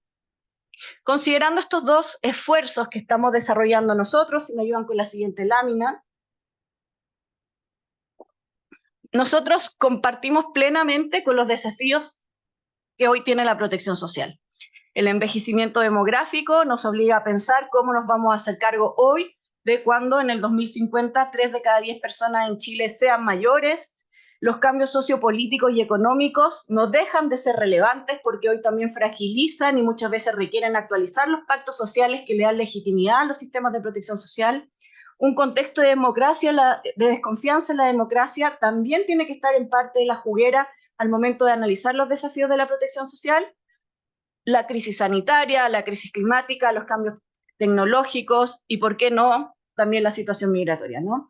Y creemos que hay 4 esfuerzos en los cuales nosotros debiésemos pensar en cómo fortalecer nuestro sistema de protección social. Incorporar un componente de resiliencia y adaptabilidad. Ahí vemos que hay una discusión conceptual también entre la idea de resiliencia de la CEPAL y de adaptabilidad del Banco Mundial, que hay que ver cómo se complementan o cómo se amplía un concepto por sobre el otro. Tenemos que pensar en el fortalecimiento institucional tanto en términos normativos como también en términos de la capacidad de acción intersectorialmente, la sostenibilidad, y por cierto la sostenibilidad financiera, y la dimensión de la legitimidad, ¿no? Y si avanzamos en un slide más, y ya con esto voy cerrando, nosotros hemos dividido en varios ejercicios cada uno de estos desafíos, ¿no? En materia de resiliencia y adaptabilidad, estamos actualizando nuestros sistemas de información para tener un ecosistema digital que estamos trabajando juntos con la Subsecretaría de Evaluación Social. Queremos revisar cuáles son los instrumentos de información adecuados. Uno siempre dice, bueno, Chile tiene un excelente registro social de hogares, pero ¿es transparente? ¿La gente lo legitima? ¿Sabe por qué está en tal porcentaje de clasificación o no? Y además estamos avanzando en la institucionalización del sistema de respuesta frente a emergencia a partir de una organización con el Ministerio del Interior y con el Ministerio de Desarrollo Social para responder frente a situaciones climáticas.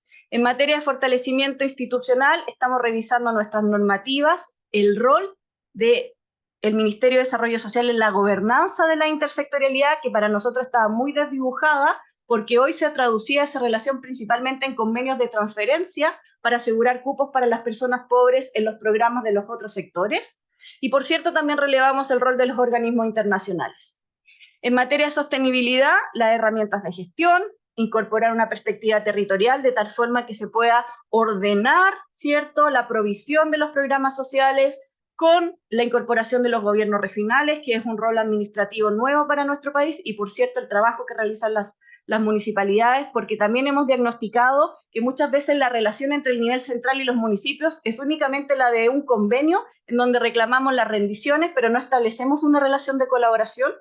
Y por cierto, los modelos de financiamiento que se insertan en Chile particularmente en un debate muy álgido sobre el pacto fiscal y en donde ya está incorporada la protección social como una de las prioridades en el caso que sea exitoso. Y dentro de materia de la legitimidad, incorporar a todo evento procesos participativos. Señal de ello es los diálogos sociales que hemos desarrollado en cuidados y que ya lo hemos presentado. Sin duda poder tener mecanismos de transparencia donde se pueda entender por qué las personas reciben tal o cual beneficio, y es ahí la relevancia también de una ventanilla única para los ciudadanos. Y sobre todo, yo creo que es algo transversal de la conferencia, es cómo nosotros revisamos nuestros programas para que no estén centrados en la capacidad del programa o de la gente o de la institución, sino pongan la centralidad en las personas. Y creemos que con estos elementos podemos ir robusteciendo la ruta hacia la universalidad. Y ya para cerrar, ¿en qué estamos nosotros, no? Primero, estamos trabajando fuertemente en el Sistema Nacional Integral de Cuidados, con un sistema de garantías de la niñez que virtuosamente, pero que con muchas dificultades, nos pone el umbral normativo más alto que se puede observar en la región en materia de niñez, que obliga además a un sistema de respuesta y de alertas muy rápido, no solamente del sector social, sino de toda la oferta que existe. Estamos produciendo un sistema de respuesta frente a desastres que tenga una mirada territorial. Esperamos ya pilotear algunas cosas para abordar los potenciales incendios del verano. Estos pisos de seguridad económica de cara a las transferencias con las cuales estamos abordando, y sin duda la reformulación del pilar no contributivo en la revisión de los programas. Y todo esto para nosotros es posible a través de un pilar que le hemos puesto gestión social local o ventanilla única, que como he dicho ya en otros paneles, lo que buscan es que no importe por dónde entre, si la familia es con niños o con una persona con dependencia o en situación de pobreza, la idea es que el sistema de protección social se aperture. Y por último, 3 elementos, ¿no? Para nosotros es clave hacer un esfuerzo sustantivo y sistemático por revisar la arquitectura de los sistemas de protección social pensando en la ruta y en la trayectoria, ¿no? En el viaje de usuario que debiesen tener las personas respecto a la protección social. Un segundo elemento es pararse firmemente con los ministerios de Hacienda o sumarlos, ahí podemos ver cómo, pero que se entienda que protección social a todo evento es inversión, ¿cierto? Y por último, sin duda es fundamental la ventanilla única que ponga la capacidad institucional para que las respuestas sean coordinadas, sean coherentes y aumenten la eficiencia y la eficacia del sistema de protección social.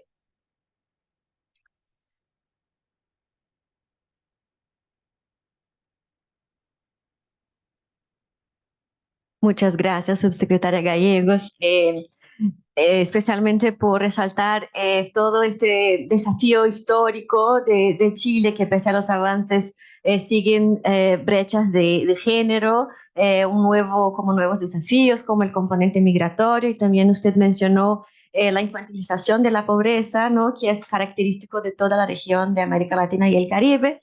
Y también como el Ministerio está organizando las estrategias de intervención con un enfoque en ciclo de vida y también con estos pisos de seguridad económica en 3 niveles. Ahora voy a dar la palabra a la Secretaria Nacional de Políticas de Cuidado y Familia del Ministerio de Desarrollo y Asistencia Social, Familia y Lucha contra el Hambre de Brasil, mi compatriota Laísa Abreu. Obrigada, Raquel. Bueno, mira, no es fácil hablar ahora, después de tanta cosa, y a esa hora. Voy a tratar aquí de dar una pequeña contribución a ese debate y otra vez más voy a hablar en español, está en portugués, la traducción en inglés, entonces ahí... pero voy a tomar un aspecto, no voy a hablar de todo el sistema de protección social brasileña. Eso fue también una conversación, ¿no, Claudia? ¿Cuál sería el tema a enfatizar? Voy a hablar de un aspecto, básicamente el tema del programa de transferencia condicionada de ingreso del Bolsa Familia. Pero empezando rápidamente, recuperando una cosa que dijo el ministro al inicio de la conferencia hace 2 días atrás, hablando... Ay, perdón. Hablando del proceso que es algo que apareció también en el panel de hoy día en la mañana mucho, cuando se hablaba de cómo construir sistemas resilientes o que duren el tiempo, ¿no? Como dijo la senadora Provoste, no solamente temporadas, sino trayectorias, y cómo de alguna manera nuestra región, entre los riesgos, ¿no? que están señalados, yo diría el riesgo también de la gobernabilidad democrática, ¿no? Entonces, cómo esos procesos pueden tener idas y venidas, profundos retrocesos, y es lo que ocurrió en Brasil en el periodo reciente. Estamos en una fase de reconstrucción, como dijo el ministro muy bien, y dijo también cómo la institucionalidad preexistente a ese período que consideramos de retroceso fue fundamental para tratar de aminorar el retroceso, pero al mismo tiempo sufrió mucho, ¿no? Entonces, un periodo que fueron debilitados, programas sociales importantes, políticas, sistemas, en que las redes de protección social fueron profundamente debilitadas y distorsionadas, yo diría. Se extinguieron canales de participación social, se debilitó el pacto federativo, que yo hablé en la mañana también en el panel, que es central en un país con características de república federativa como Brasil, ¿no? Y entre los efectos, muchos, pero voy a destacar solamente dos: el aumento de la pobreza y la pobreza extrema. No tienen que ver solo con la pandemia, tienen que ver con todo ese proceso político de debilitamiento de los sistemas de protección social. Y también Brasil había salido del mapa del hambre y volvió al mapa del hambre, ¿no? Entonces voy a hablar acá entre los muchos programas y políticas que están siendo recreados y reestructurados está el Bolsa Familia y el Brasil Sin Fome, el Brasil Sin Hambre, que acaba de ser lanzado por el presidente Lula. Puede pasar, por favor. Entonces, mira, el Bolsa Familia... Entonces, estamos hablando de garantía de ingresos. Yo voy a hablar del Bolsa Familia, pero quería decir que también en Brasil hay un sistema de pensiones no contributivas que ya tiene es bastante sólido en el país, y que se trata de un salario mínimo. Yo creo que con Uruguay es el que tiene mayor nivel de suficiencia, ¿no? Un salario mínimo para todas las personas con discapacidad, de todas las edades, y todas las personas de 65 años y más, que no tengan una pensión contributiva y que tengan un ingreso familiar per cápita de 1/4 del salario mínimo, ¿no? Eso es generalizado, está consolidado, sufrió ataques también, pero fue preservado. Y el Bolsa Familia es un programa que fue creado hace 20 años atrás, un programa estratégico de combate a la pobreza y promoción de la... O sea, es acceso a la... Eso es lo que voy a tratar de mostrar acá. Es ingreso, pero no es solo ingreso, ¿no? Transferencia de ingresos, pero no es solamente transferencia de ingresos. Entre los objetivos del Bolsa Familia, que fue creado en 2003 y fue ahora reestructurado y recreado porque había sido extinguido por el gobierno anterior, están enfrentar el hambre a través de la transferencia directa de ingresos a las familias en situación de pobreza. También aquí una apuesta al futuro porque es contribuir para la interrupción del ciclo intergeneracional de reproducción de la pobreza a través de la promoción del acceso a la educación, a la salud, a la protección social no contributiva y a la seguridad alimentaria. Esos son aspectos centrales del programa, ¿no? Y también promover el desarrollo y la protección social de las familias con atención especial a los niños, adolescentes y jóvenes en situación de pobreza, ¿no? Entonces yo creo que tiene esos dos elementos. El Bolsa Familia, al inicio del gobierno de la presidenta Dilma, se transformó en el Plan Brasil Sin Miseria, o sea, siguió, pero se incorporó a un plan mayor que había un aspecto muy importante de búsqueda activa y de acceso a los servicios de educación, salud, seguridad alimentaria. Y ahí el MDS cumplía el rol de coordinación de muchos ministerios que estaban involucrados en ese gran programa, y eso duró hasta el impeachment de la presidenta Dilma, ¿no? Bueno, en ese periodo, eso hay montones de análisis, de tesis, de maestría, doctorado en Brasil, fuera de Brasil, y hay efectos comprobados. O sea, a partir de un proceso de crecimiento del programa, no voy a traer las cifras acá porque no tenemos tiempo, pero va aumentando tanto la cobertura como la suficiencia, el valor de las prestaciones, como los métodos de gestión. Se puede decir que hay efectos comprobados, no solamente en términos de reducción significativa de la pobreza, de la desigualdad también, porque estamos hablando de mucha gente, eso impacta la distribución del ingreso, y también de indicadores básicos de salud, nutrición y escolaridad de los niños y niñas. Entonces yo creo que acá no estoy diciendo, no estoy trayendo ningún dato porque no tenemos tiempo, pero eso es una cosa comprobada, ¿no? Y ahí, puede pasar por favor, pero es importante lo que yo dije, o sea, no se trata solamente de ingreso.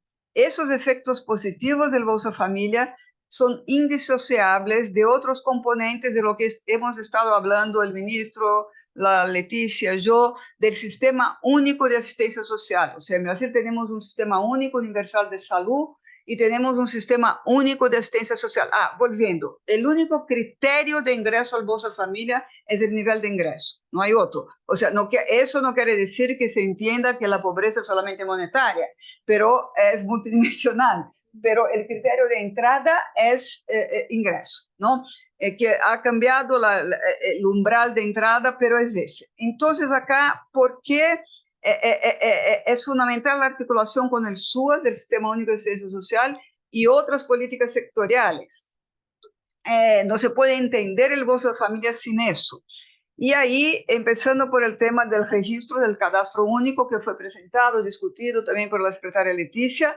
El cadastro único es un registro social de las familias en situación de pobreza y vulnerabilidad que permite su caracterización socioeconómica, y es la condición para que ese retrato, para que la transferencia llegue realmente a quien más lo necesita, ¿no? Y también es la puerta de entrada para otros programas sociales, como, por ejemplo, solo para dar un ejemplo, todos los temas que tienen que ver con la tarifa social de energía, el tema del agua. Hay un gran programa de alimentación escolar, pero ahí no es por el Bolsa Familia, es por la red pública de educación, ¿ya? Que tiene que ver con la seguridad alimentaria, lo que dijo el ministro Cardona, el tema de que otras cosas se pueden entregar. La alimentación escolar es clave, y muchas veces en las familias más pobres, debe ser así en otros países, es la única comida de buena calidad que muchas veces los niños reciben, es la alimentación. Y eso fue un drama en la pandemia, porque cuando se cerraron las escuelas, la gente perdió el empleo y perdió la alimentación, ¿no? Pero en fin, eso, el cadastro único, como se dijo ayer, es el cerebro de las políticas sociales, pero también están los centros de referencia de la asistencia social y los centros de referencia especializados de asistencia social, que ofrecen una serie de otros servicios de protección social con gran capilaridad territorial, ¿no? Están presentes en casi 100% de los 5.600 municipios del país. Sería lo equivalente a las, ¿cómo se llaman acá? Los consultorios, o sea, las unidades básicas de salud, ¿no? De la atención primaria, es más o menos lo mismo, y eso es algo muy importante porque, claro que la informatización, estoy de acuerdo que es clave, pero también es clave acoger a las familias en el territorio y tratar una serie de otras vulnerabilidades y la conexión con otros programas sociales y políticas sectoriales, ¿no? Bueno, ese sistema tiene, ya dije eso en la mañana, una gestión interfederativa con participación social, ¿no? Y las familias del Bolsa Familia son público prioritario de toda esa red. Solo para dar un poco la idea de la dimensión, ¿no? Hoy día la mitad de los niños, hablando de primera infancia, la mitad de niños y niñas de 0 a 6 años en Brasil, 50% vive en familias de bajos ingresos, o sea, está en el catastro. Entonces, el catastro único, cuando se habla del catastro único, estamos hablando de la mitad de la población de primera infancia en el país. Eso es terrible porque muestra que la mitad está en situación de pobreza, ¿no? Pero al mismo tiempo hay, para mostrar la dimensión que tiene, ¿no? No todas reciben el Bolsa Familia, porque hay la línea de corte de estar no es como Chile, que cualquier persona puede entrar en el registro social de hogares, pero es el ingreso per cápita de hasta medio salario mínimo, ¿no? Entonces, y ahí adentro, o sea, son 12 millones de niños prácticamente que están en el catastro único, ¿no? En casi 10 millones de familias, con tremenda desigualdad. Perdón, ¿puede pasar, por favor? No estaba mirando.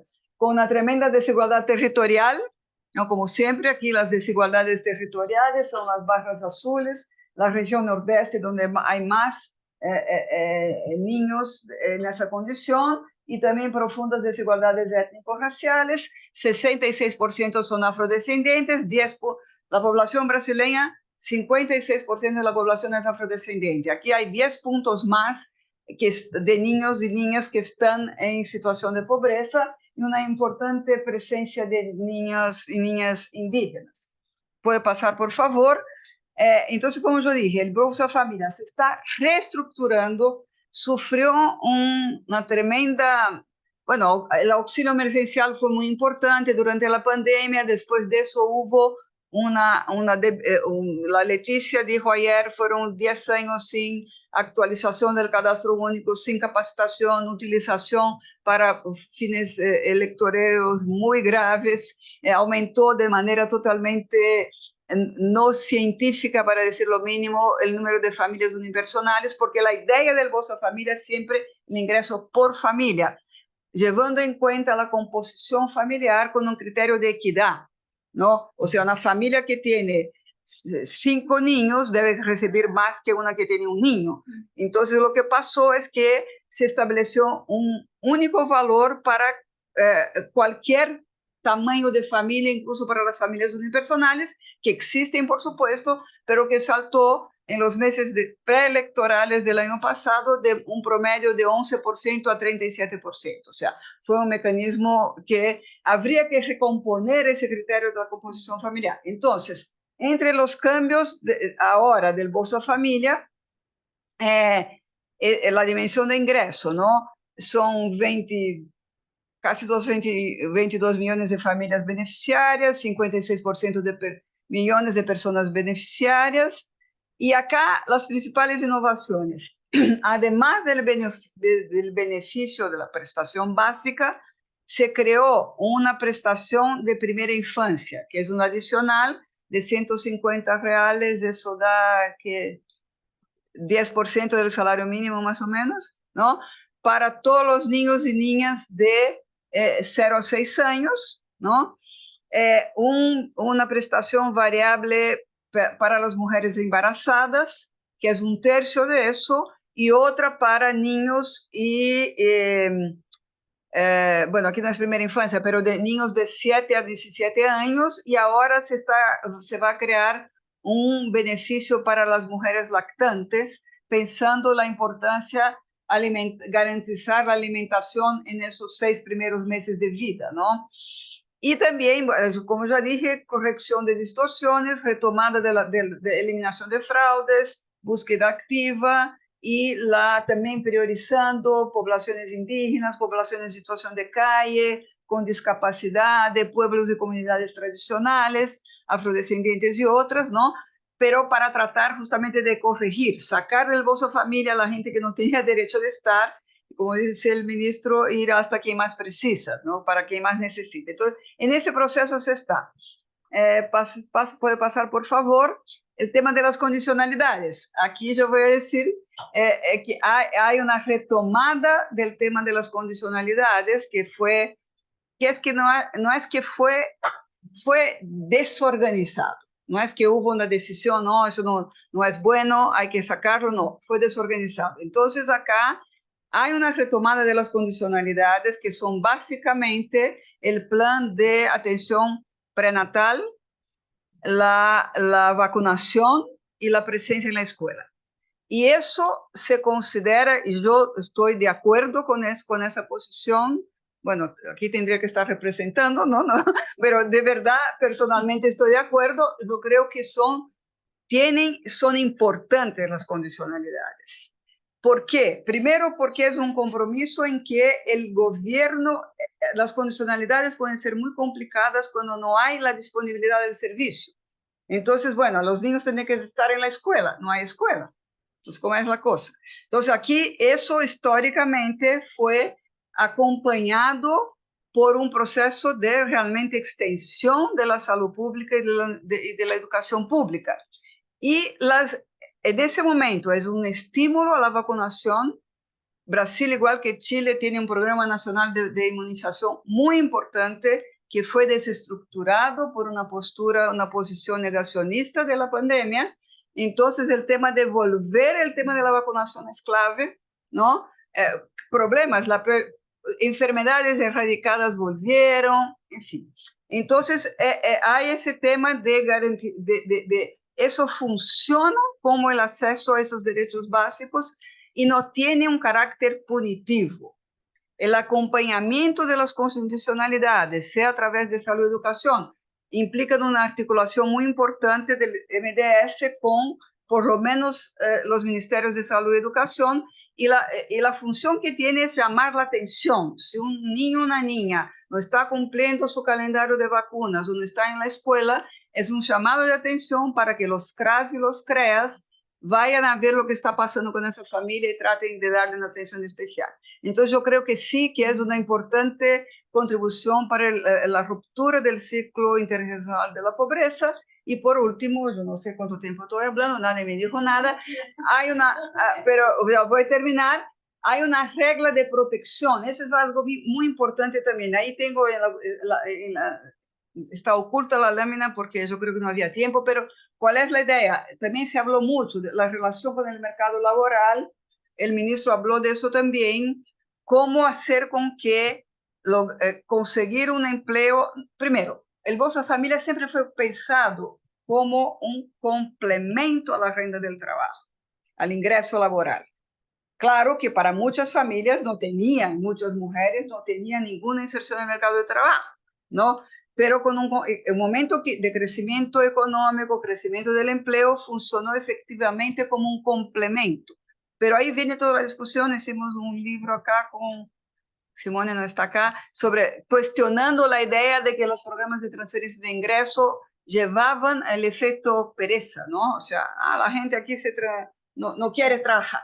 Sabemos que no es así, que lo que permitió, y hicimos una evaluación grande de programas en América Latina, que principalmente lo que pasa es que aquí tú creas una condición para que la gente pueda negociar un poquito mejor sus condiciones de trabajo, o sea, no aceptar trabajos que son degradantes y que muchas veces significan un esfuerzo tan terrible que no vale la pena, ¿no? Pero ahora hay una regla de protección porque se elevó el nivel con todo eso, con el beneficio básico y con esos suplementos, se elevó más de 30% el valor promedio de la prestación en general. Entonces hay una regla de protección que significa que si una familia que está en el cadastro único pasa la línea de entrada del Bolsa Familia, sigue recibiendo la mitad de la prestación. Si va allá de medio salario mínimo per cápita, deja de recibir el Bolsa per cápita, ¿eh? O sea, tú puedes tener hasta 3 personas ganando un salario mínimo, pero si la familia es muy grande, sigue. Pero si la persona pierde el trabajo, porque sabemos muchas veces la rotación ahí es muy elevada, es muy inestable, y vuelve a estar por debajo, inmediatamente vuelve a recibir. Entonces, la idea de la regla de protección. Bueno, y por último, aquí no voy a hablar más porque Raquel, ahí yo pierdo la noción del tiempo, pero solamente para decir que hay otro programa bien importante que tiene una visión intersectorial, que es el programa Brasil Sin Hambre, también coordinado por el MDS, que se junta con los programas de seguridad alimentaria, de inserción laboral, de apoyo a la agricultura familiar, porque aquí no es solamente erradicar el hambre, sino garantizar una nutrición sana. Pero en fin, es más o menos, yo sé que eso es un aspecto, ¿no? Pero ahí, Claudia, como habíamos hablado, que tú creías que era interesante, yo me detuve un poco más para explicar un poco lo que es ese nuevo Bolsa Familia. Eso es, gracias.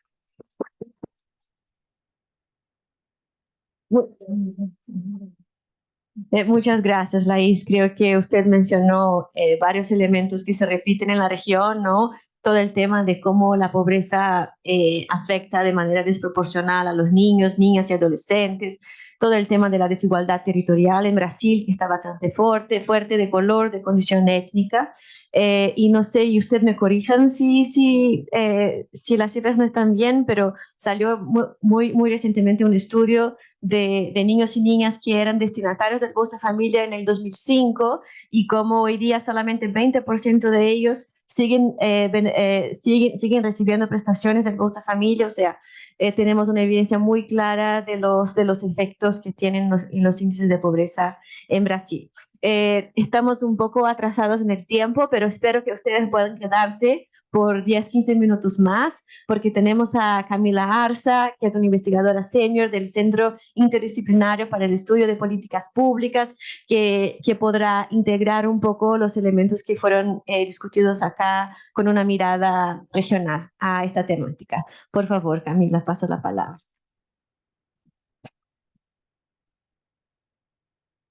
Bueno, muchísimas gracias. Muchas gracias especialmente a Claudia Robles por la invitación, a Alberto Arenas, a toda la División de Desarrollo Social de la CEPAL. Bueno, ciertamente un enorme desafío cerrar esta mesa, este evento.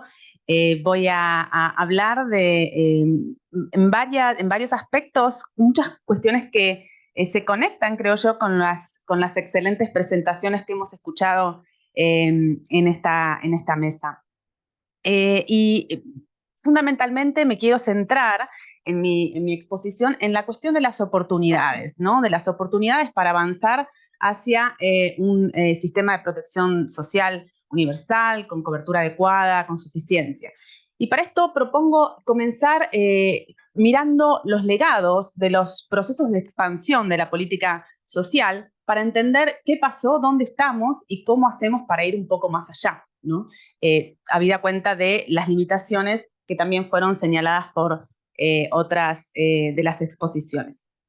Entonces, en los años 2000 tuvimos un periodo de grandes avances en los sistemas de protección social, pero también de limitaciones que nos acompañan hasta hoy y que son los desafíos que se nos plantean hacia adelante. Sabemos que una de las principales características de este periodo, de la primera década sobre todo, de los 2000, que nosotros llamamos la fase expansiva del sistema de protección social, fue el aumento de las coberturas, ¿no? en particular de las coberturas de los beneficios no contributivos para las familias pobres, también las pensiones no contributivas, y un conjunto de la población que hasta entonces se encontraban excluidos del sistema de protección social.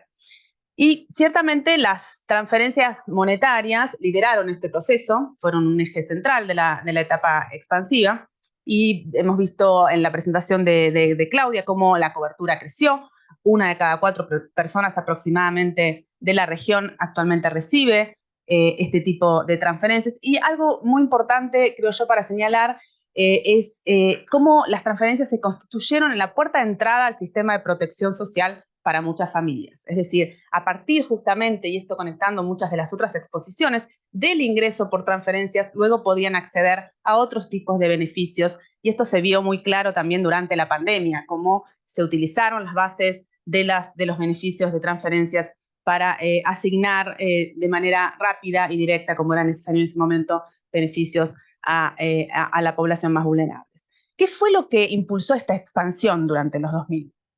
Bueno, muy rápidamente, las investigaciones de este periodo lo que señalan es que se da una conjunción, una combinación de condiciones políticas y económicas favorables que impulsaron este proceso. Esto incluye fundamentalmente la consolidación de las democracias en América Latina, la competencia electoral, el auge de gobiernos progresistas y, por supuesto, unas buenas condiciones económico-fiscales en el marco de lo que se llamó el boom de las commodities, ¿no? Este contexto económico y fiscal en los 2000 dio esa oportunidad a América Latina de avanzar en un aumento del gasto social sin generar pujas distributivas capaces de bloquear el proceso expansivo.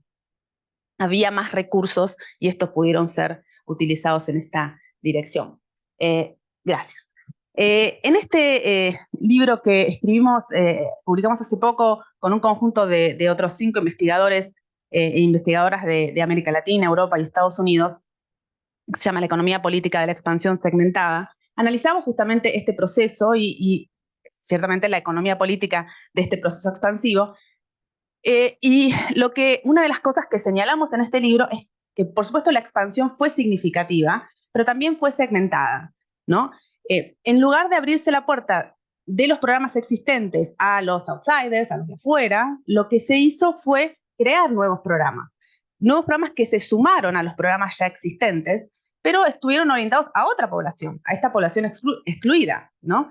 Entonces, esto de alguna manera generó incorporación social, sí, pero diferentes carriles de incorporación para diferentes grupos sociales.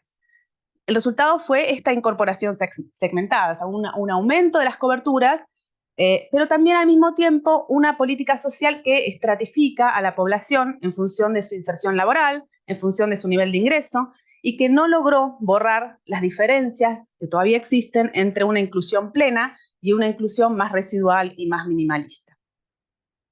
Algunos países intentaron avanzar hacia la integración. Esto fue mencionado en varias de las presentaciones, también en la sesión anterior, acerca de las consecuencias de la fragmentación, ¿no? Y como gran desafío la integración de los programas, de los múltiples programas que se fueron creando, esta idea de la ventanilla única que se hablaba recién también.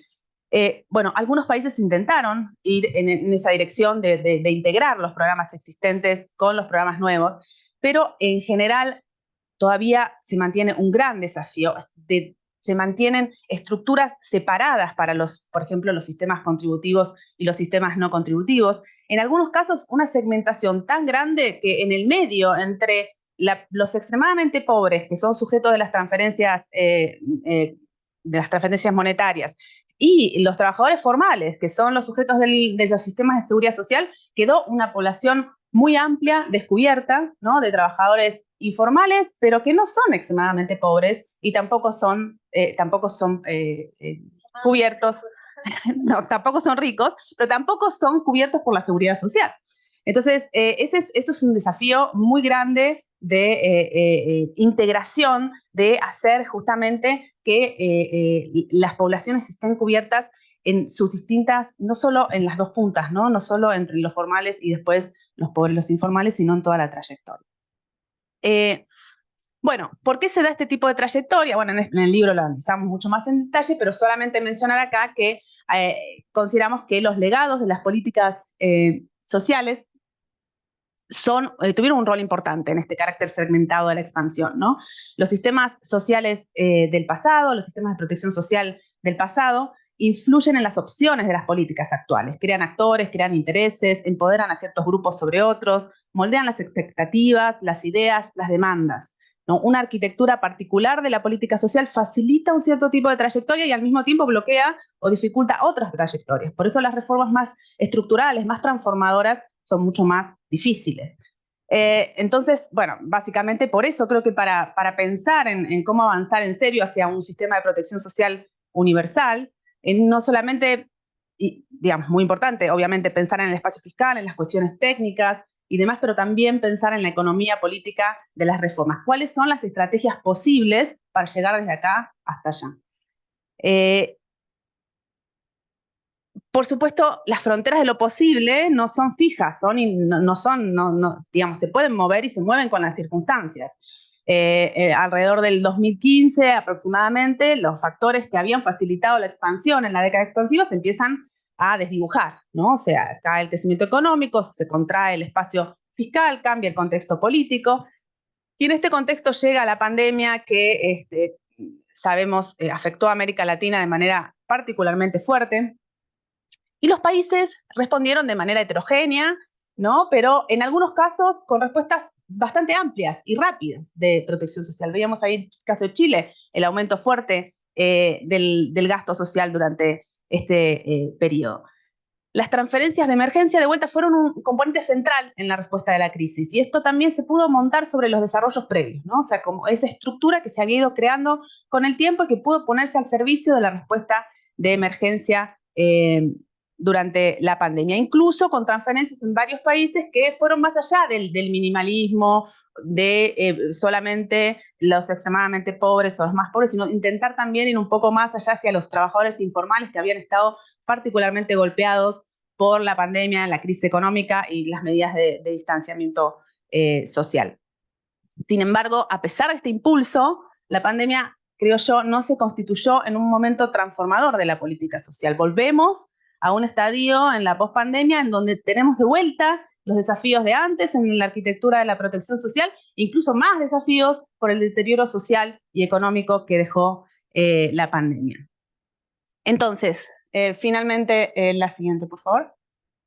Bien, ¿cómo cerrar esas brechas de suficiencia? No fue suficiente con una crisis tan fuerte como la pandemia que nos puso en el escenario y sobre la mesa la importancia del Estado y las políticas de protección social para todos, para enfrentar esa crisis multidimensional. Al hablar de oportunidades, de vuelta creo, es importante resaltar, no estamos hablando solo de oportunidades fiscales que también, y económicas que dieron lugar, digamos, obviamente, a la ola expansiva durante los 2000, sino también del espacio político. Y acá quiero hacer referencia a solamente dos cuestiones para cerrar y que tienen que ver con los legados del proceso expansivo de esta primera década de los 2000 y qué nos dice esto acerca del futuro, de cómo podemos avanzar.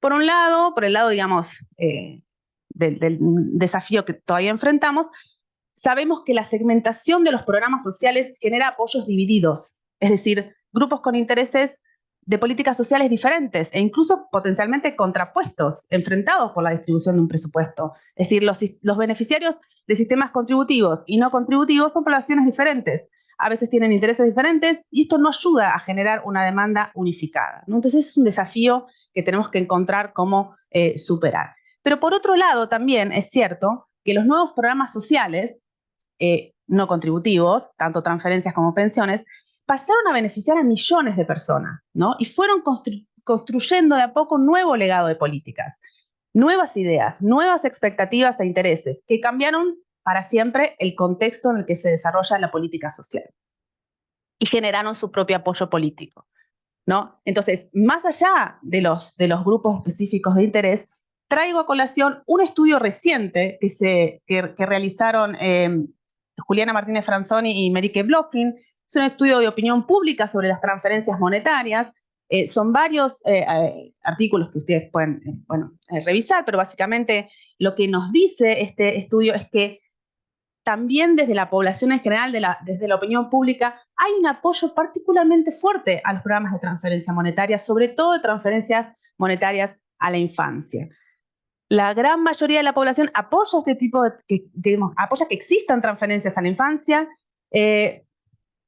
y en 6 de 7 países, más del 60% de la población apoya transferencias que sean superiores a la canasta básica alimentaria. Es decir, no solo apoya transferencias, cobertura de la infancia, sino también suficiencia, que los países no están ofreciendo en la gran mayoría de los casos.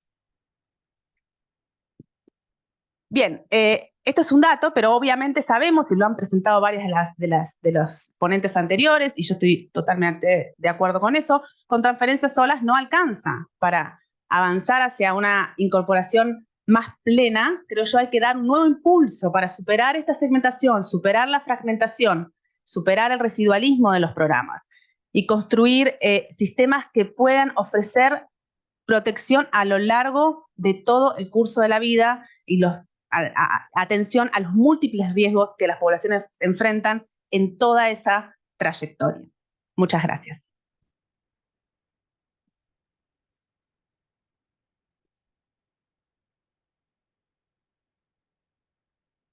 Muchas gracias, Camila. Yo creo que además de ofrecer tanta evidencia sobre la temática y también hacer como un recorrido histórico de los últimos 20 años, fue muy interesante lo que dijo sobre este nuevo impulso de la protección social, ¿no? Y este legado que dejó la pandemia. Especialmente saber que hay también conocimiento de la población de sus derechos, ¿no? Y partir de esta perspectiva de la protección social como derechos y saber que hay apoyo popular para aumentar las prestaciones. Desafortunadamente no vamos a tener tiempo para intervención del público. Les agradezco por haber quedado hasta ahora. Hemos hablado de muchos temas esta tarde, de transición demográfica, de los cambios sociales, políticos y económicos, de la desconfianza de la democracia y también de las vacunas, los cambios tecnológicos en el mundo del trabajo, la triple crisis planetaria, incluyendo la emergencia climática, todo el tema de toda esta reunión de la conferencia sobre institucionalidad, los marcos legales, la importancia de las articulaciones con otras áreas, las políticas con visión de largo plazo que acompañen generaciones de gobiernos. Me gustaría recordarles una vez más de la encuesta que nosotros tenemos para evaluar este evento paralelo.